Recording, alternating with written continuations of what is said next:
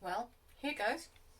I have the house to myself, so hence the fact that you probably be able to hear me better because I'm not trying to keep my voice down.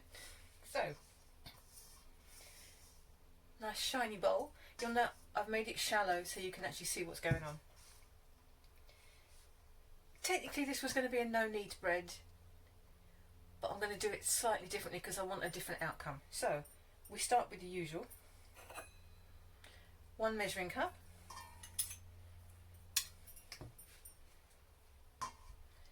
And some flour.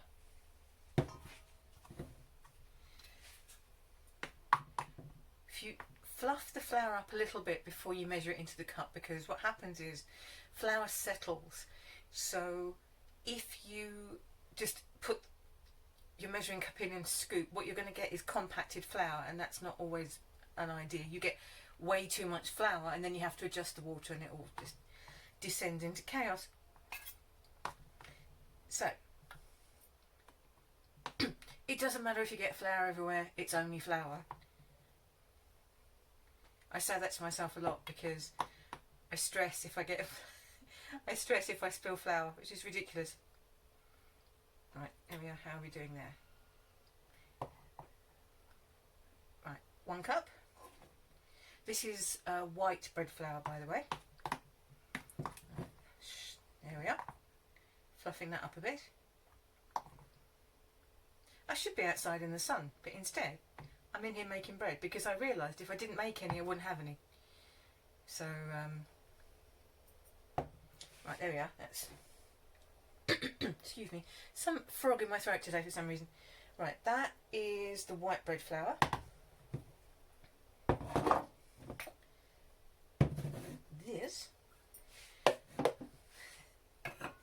This is wholemeal flour because I just like the fact that it gives a bit more texture to the bread. I'm not going to use the word healthy because it's not really one of the words I use. Because I should qualify that. What's healthy for me may not be healthy for you, and what's healthy for you may not be healthy for the next person. So healthy is entirely and utterly only applicable to the person, well, one person, and quite. Anyway, right, a little bit more of that, I think. There we are. So that's that. Give that bit of a go. So you mix the flours together because you can get the whole thing like half wheat, half white, which is just annoying. I realised I have forgotten to get the yeast out of the fridge, so I should be back. I'm just over here by the fridge.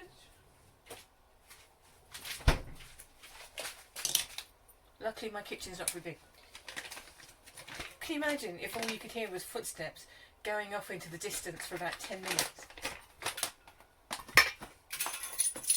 Echoing down the halls of some ridiculously large house. Okay.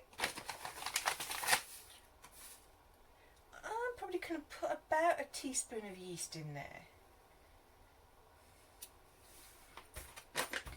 You can still use one of those sachets of instant yeast. I think they're about 7 grams. I'm not quite sure how much this weighs. I think this is about 5. So mix the yeast in before you add the salt. Because if you put, like if you had a little mound of yeast there and you put a teaspoon of salt right on top of it, the legend goes that it can affect the rise of the yeast. So, and we wouldn't want to do that, would we?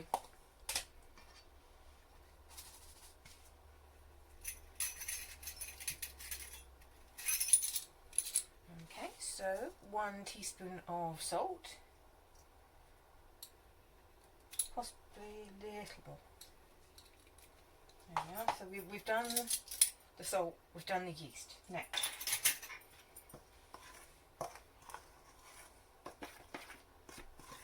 Move that out of the way.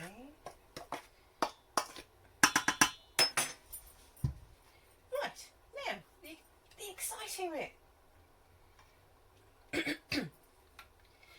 Now, traditionally for a no-knead loaf, you want the dough to be quite liquid and quite, basically you can pour it. It's a very wet dough, but because I'm going to try and shape it at some point, which may or may not be successful, we're just going to give it a go, and I'm going to try and use a little bit less water and see how we go.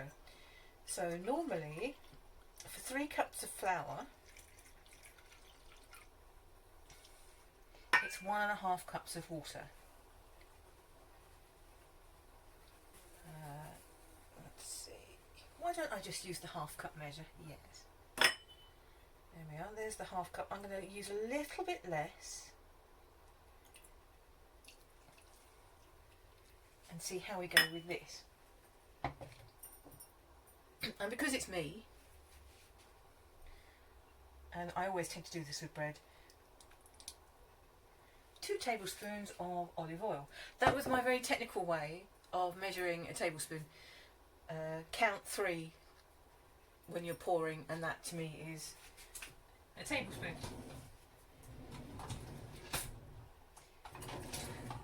Now I'm looking for the spatula, but somebody else put the washing up away. So I'll have to break out a new spatula. Look, it's not bad, that. I've got a set for about a £5. So when you start mixing, go gentle, because otherwise you will end up with flour all up your front and in your nose and in your hair, and it might be funny to look at, but it takes flipping ages to get rid of. Right, you can see this is coming together, yeah, because it's wholemeal flour in there. This is going to take a bit more water, I think.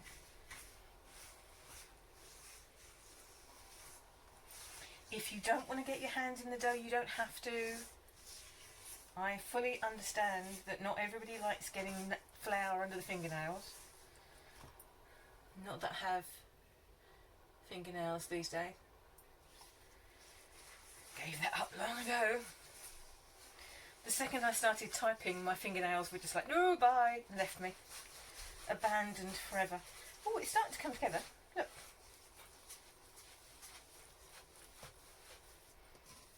It's quite sticky, actually. Make me a liar, dough. Make me a liar. Right. Don't forget, get all the bits around the edge. It's your flour, you paid for it, make the most of it.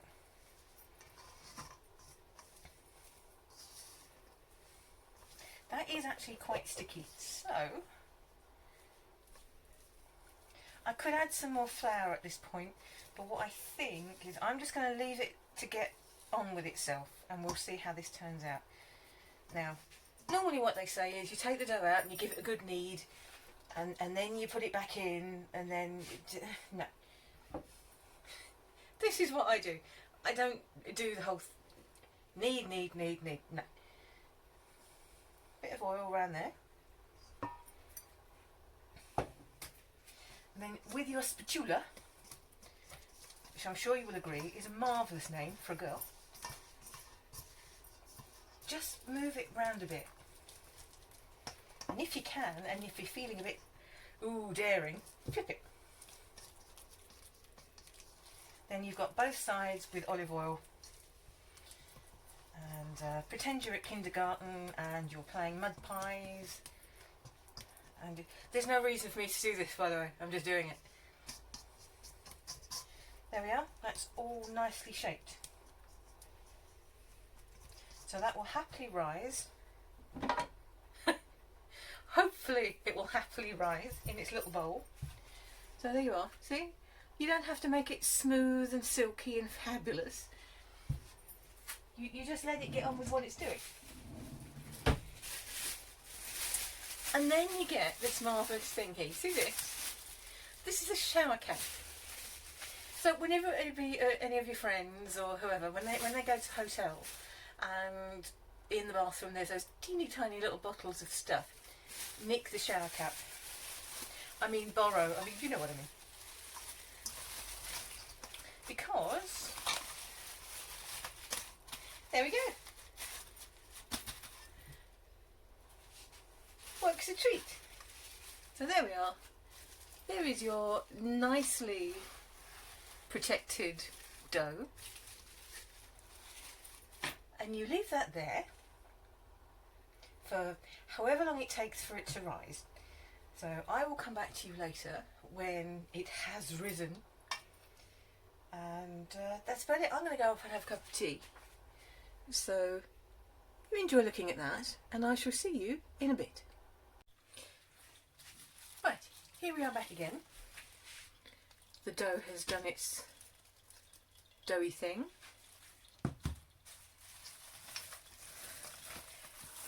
Now to try to get the shower cap off. There we are. And yes, I did just throw that into the sink. You don't really need to see the sink, do you? No. It's probably just as well. My sink is so full of crap at the moment that it's just probably best not to mention it. Now,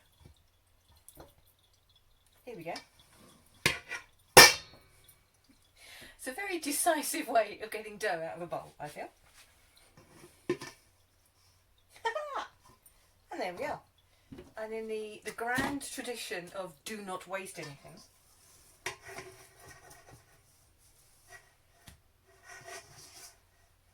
as I've said before, take heed, cooking programmes, scrape out the bowls.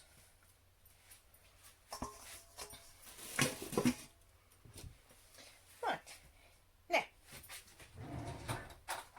here is where the fun starts.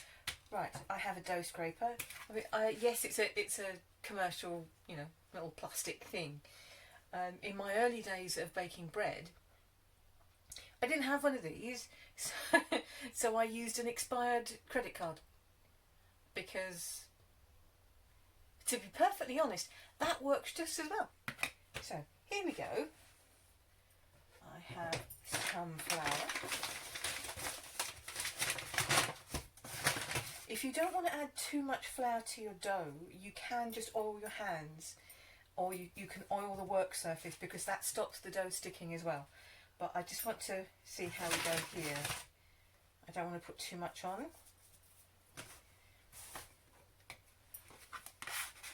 And just work the dough a bit. Just turn it into itself. You don't have to, I mean, it's already got oil on it anyway from when you put oil in the bowl. So technically it should behave itself. Are you listening? Might need a little bit more.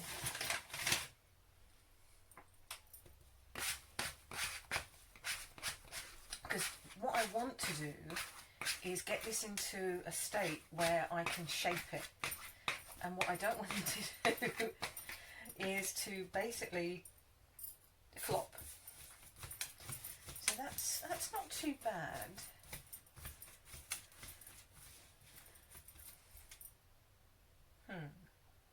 But what I want to try and do from here is make some rolls. So I might just add a little bit more flour in here and actually knead it in. I know it's technically no knead bread, but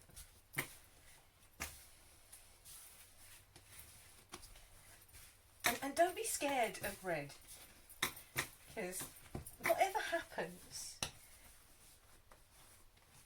even if it ends up as flat as a pancake, it'll still be bread, and you can still dip it into stuff, and you can still put butter on it, because let's face it, bread is the carrier for butter, and we all know that. Sorry vegans, I'm sure it's the carrier for something. Avocado, there we are. Avocado toast. There we are. Right, I think that's... It might hold. It might. And as if by magic... Ha-ha! Actually, I prefer this because I can actually get a grip on it. These, whilst they're brilliant for doing the quick mixing, because I can't actually feel with my thumbs and the tips of my fingers, so picking them up off the counter is a bit of a bind. This, however, look at that, stonking great handle, and that was like a couple of quid off Amazon. So there we go. Let's just cut that. That is such a satisfying thing to do.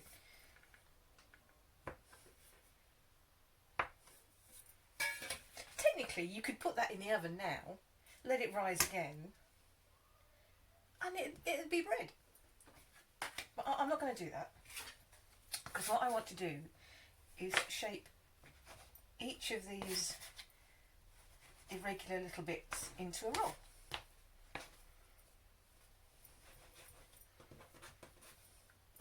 Now, there are many ways of doing this. I've seen chefs on the telly, you know, they pick the thing up and they fold it underneath itself. That's not my way of doing it. This is something that I watched. My husband used to work in a baker's. When we first met, he was in a bakery. And the way that the bakers always used to shape rolls by hand when they weren't using the massive machine was to make a claw with your hand. I'll move it over here a bit so you can see it properly. Make a claw with your hand.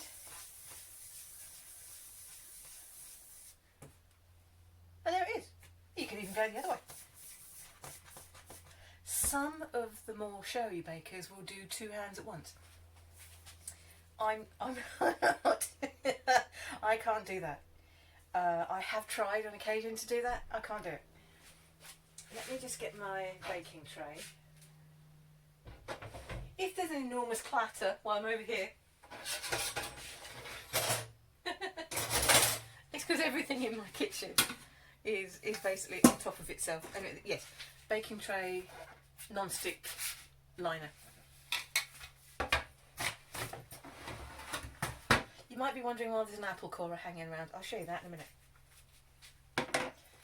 So you take your wee bun and you put it on your tray.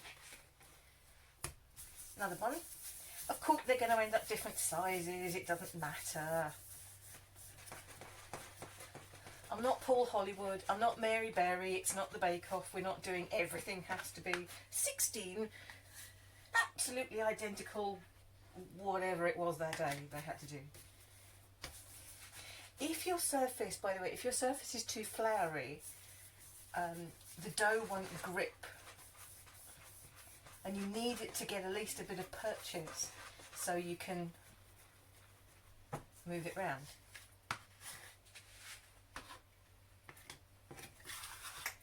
This is quite a therapeutic thing to do. I used to be absolutely terrified of making bread. I was absolutely convinced. Try that yellow. I was totally convinced that I couldn't do it.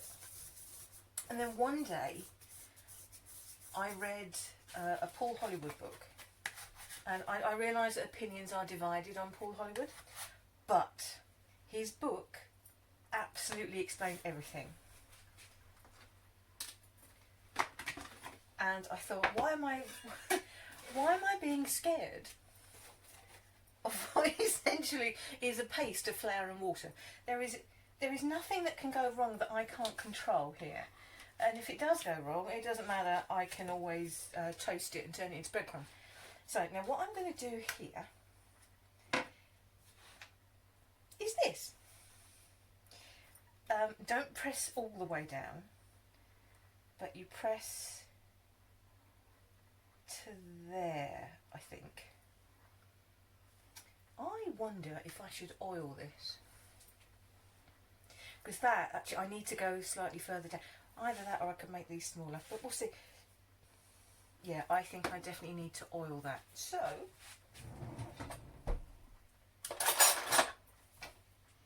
the brush.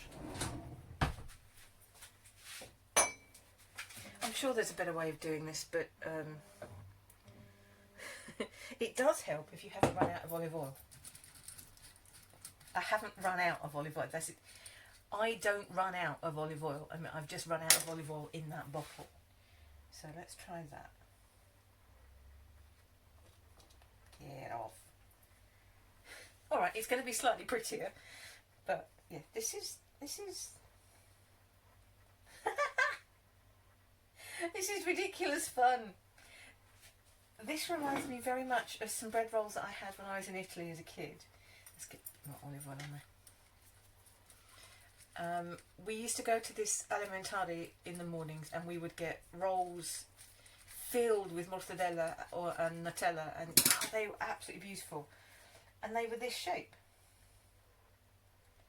Yeah, I have made the rolls a bit too big, but right now I don't care. I'm just having fun.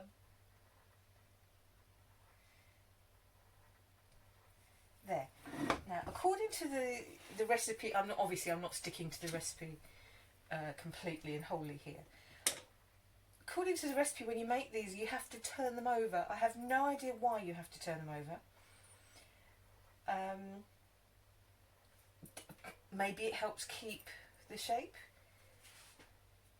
I don't know, but I will have a go. If need be, I'll mix it all back together again and make smaller ones, and we'll see how we do a bit later. I shall come back to you once I get my boob out of the picture.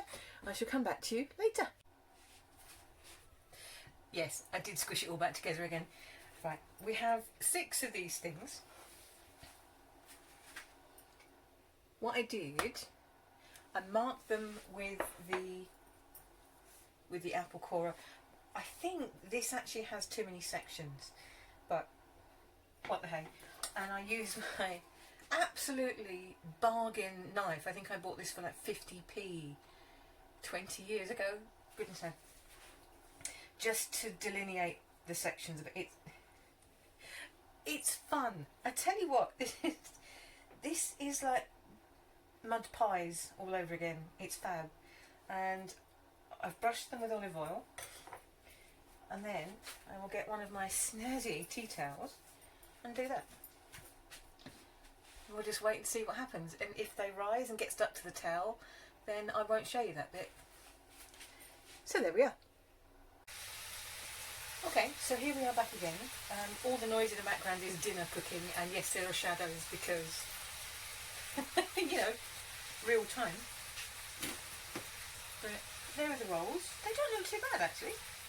I'm not going to fiddle with them, because if they're risen, if I fiddle with them too much, they'll just lose the rise. So like this is Danish smoked pyramid salt, which I'll put a link to where you can buy this, because yes, it's pricey, but it has the most amazing smoky flavour. So I'm just going to put some of that on the top.